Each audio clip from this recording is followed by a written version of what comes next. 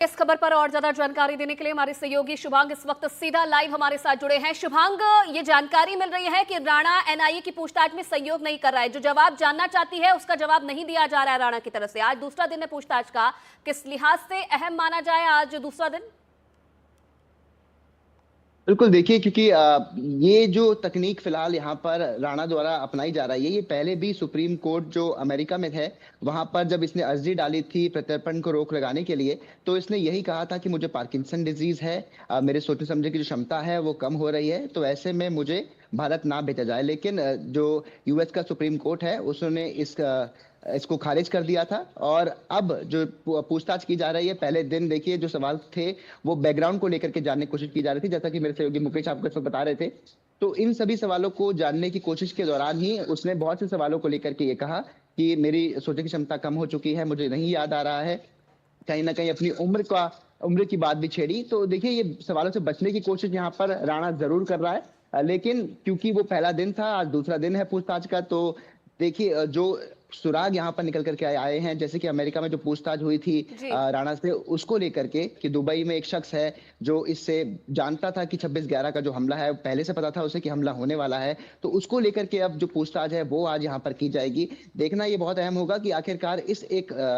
अनजान शख्स के बारे में क्या कुछ पता चलता है, क्योंकि इसे पहले से सब कुछ पता था। इसे मिलवाने वाला कौन था, क्या डेविड हेडली जो था वो इससे शख्स से राणा को मिलवाया था, दुबई लेकर के गया था, तो ये पूरा क्या मामला है, इसको लेकर के आज जो सवाल जवाब है वो यहाँ पर किए जाएंगे। बिल्कुल बिल्कुल बिल्कुल, धन्यवाद शुभांग आपका तमाम जानकारी देने के लिए इस पूरी खबर पर। तहव्वुर राणा के प्रत्यर्पण के बाद लगातार पूछताछ जारी है और जानकारी ये मिल रही है कि शुरुआती पूछताछ में ये खुलासा हुआ है, सूत्रों के हवाले से खबर मिल रही है, पहले दिन की पूछताछ में राणा ने सहयोग नहीं किया। पूछताछ में एनआईए उसके बैकग्राउंड का पता कर रही है। पूछताछ में यह भी पता चला है कि तहव्वुर राणा ने लश्कर तैयबा और हरकत उल जिहाद इस्लामी के कैंपों का दौरा किया। पाकिस्तान के पंजाब के चिचबुतनी का निवासी है राणा। कॉलेज में तहव्वुर राणा की मुलाकात डेविड हेडली से 1997 में डॉक्टर पत्नी के साथ कनाडा वो शिफ्ट हुआ और उसके बाद कनाडा में इमिग्रेशन सर्विस हुई, हलाल मीट का कारोबार उसने किया। और इसके अलावा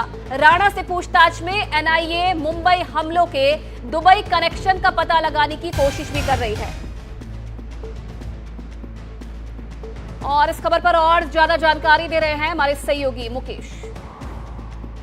देखिए, कल पहले दिन की पूछताछ हुई थी जिसमें एनआईए की टीम ने तहव्वुर राणा से उसके परिवार के बारे में, उसके बैकग्राउंड के बारे में पूछताछ की थी। और आज की जो पूछताछ है वो अब धीरे धीरे 26/11 को लेकर शुरू होगी। एनडीटीवी को एक बड़ी जानकारी ये मिली है कि जो अमेरिकी एजेंसियां हैं उन्होंने जांच की थी और जांच में के दौरान उन्होंने तहव्वुर राणा और हेडली के बीच में जो बातचीत हुई थी उस बातचीत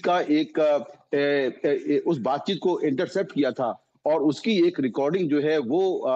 अमेरिकी एजेंसियों ने एनआईए को सौंपी है। उस कन्वर्सेशन में जो हेडली है वो राणा से ये कह रहा है कि